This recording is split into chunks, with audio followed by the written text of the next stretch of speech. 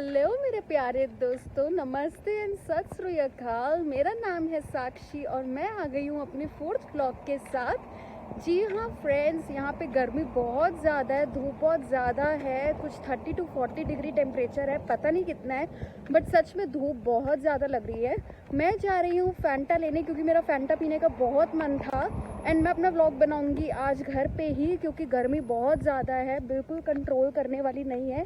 And till then हम करेंगे अपना vlog start and I hope कि आप सब अच्छे होंगे। मैं तो पूछना ही भूल गई थी। आई होप कि इंडिया में और बाकी हर जगह में सब अच्छे होंगे। प्लीज़ अपना केयर कीजिए and let's get started with our vlog guys.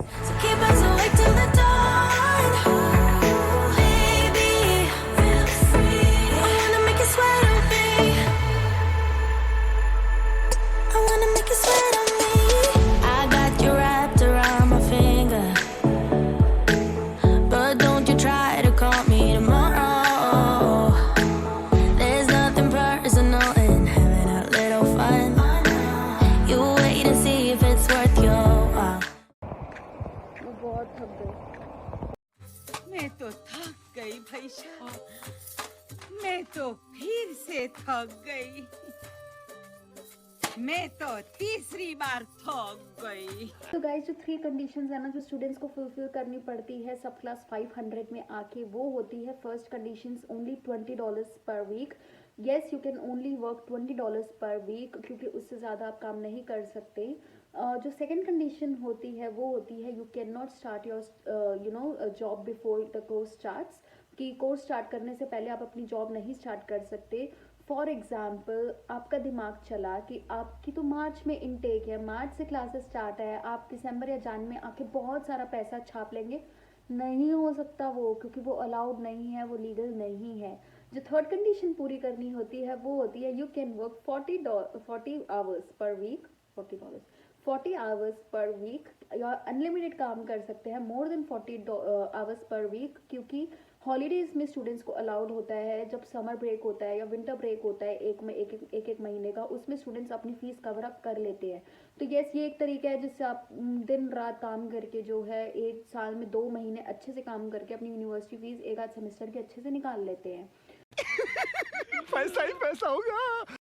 तो गाइस, जो फीस निकालना होता है ना बाहर की कंट्रीज में, वो थोड़ा मुश्किल होता है।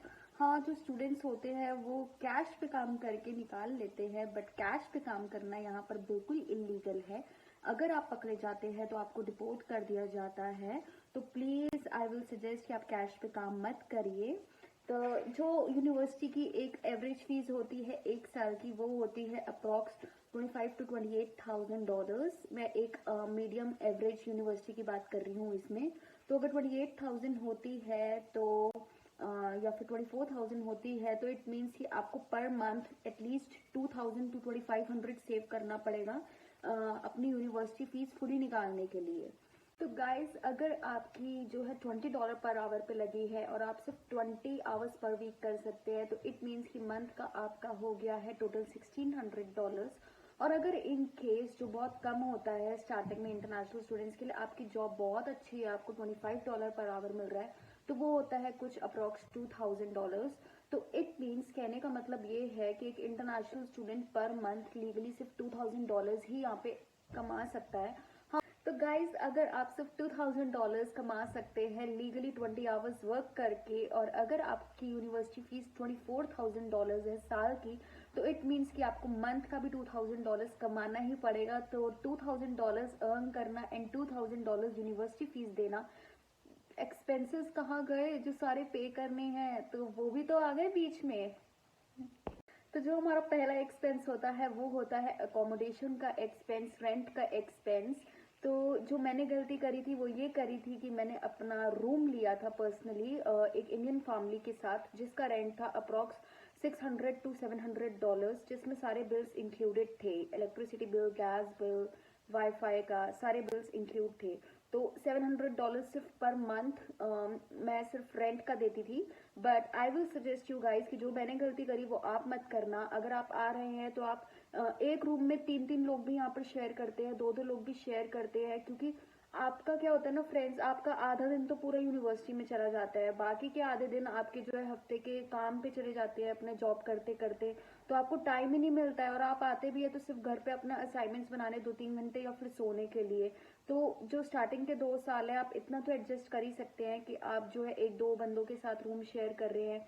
क्योंकि जो लड़के होते हैं या लड़कियां होती है, वो 4-4 लड़कियां मैंने देखी है जो एक रूम में रहती हैं और अपना सारा रेंट कम कर लेती हैं। तो जो अगर आप शेयर कर रहे हो, अगर आप शेयरिंग पे हो, तो जो आपका मंथली रेंट होता है ना, वो होता है सिर्फ $300। जी हाँ फ्रेंड्स, कहाँ मैं देती थी $700 और कहाँ आपको देने पड़ेंगे सिर्फ $250 to $300। तो यस, ये होता है हमारा फर्स्ट एक्सपेंस। जो सेकंड एक्सपेंस हुआ वो हुआ ग्रॉसरी का एक्सपेंस, जो आता है एक एवरेज बंदे का अप्रॉक्स $150 to $200, जिसमें मैं सारा ग्रॉसरी का घर की और जितने भी बाहर अगर आप कहीं जाओ फ्रेंड्स के साथ या कुछ खाओ पियो, हफ्ते में एक बार तो ऐसा होता ही है, क्योंकि आप पूरा हफ्ता कमाओगे और पढ़ाई करोगे और असाइनमेंट्स बनाओगे, यूनिवर्सिटी जाओगे, तो एक आध दिन तो ऐसा आएगा कि आपको घूमने के लिए भी चाहिए। तो उसको सारा मिला के अप्रॉक्स $200 to $250 इतना तो आता ही आता है, सारा एंटरटेनमेंट मिला के। तो यस, ये था हमारा ग्रोसरी का। अब बात करते हैं हमारे तीसरे एक्सपेंस की, जो होता है ट्रैवलिंग का एक्सपेंस। ऑब्वियसली अगर आप यूनिवर्सिटी जा रहे हैं या फिर आप अगर अपनी जॉब पे जा रहे हैं, तो आपको ट्रैवलिंग के लिए यहाँ पर चाहिए होता है एक माइकी कार्ड, जो ट्रेन और बसेस में या ट्राम्स में ट्रैवल करने के काम आता है। तो उसका भी एक्सपेंस होता है, उसका पास बनता है जो होता है अप्रॉक्स मंथ का $200 या $150। तो पास बनवाना ज़्यादा हेल्पफुल होता है क्योंकि वो थोड़ा सस्ता पड़ता है। तो $150 या $200 तो आपका ट्रैवलिंग एक्सपेंस पर मंथ है ही है, क्योंकि अगर आप बिना माइकी के ट्रैवल करोगे तो हो सकता है कि आपको ऑफिसर्स पकड़ ले और आपका आ जाए $200 का फाइन। तो ये गलती मत करना, क्योंकि ये गलती मैंने भी। तो गाइस, अगर हम इन सबको टोटल करें ना, तो अप्रॉक्स $800 to $1000 तो है ही है पर मंथ के एक्सपेंसेस हम स्टूडेंट्स के, मिनिमम टू मिनिमम। अगर आप बहुत पैसे बचा के बहुत कंजूसी करके भी करते हैं तो $1000 तो है ही है। तो अगर आप $2000 लीगली कमा रहे हैं और $1000 लग गए एक्सपेंसेस में, तो क्या बचा? सिर्फ $1000। तो इट मीन्स अगर यूनिवर्सिटी फीस कमानी थी $2000 और आपके बच रहे हैं $1000, तो आप अपनी यूनिवर्सिटी फीस सिर्फ आधी ही निकाल सकते हैं। यस फ्रेंड्स, सिर्फ आधी ही निकाल सकते हैं।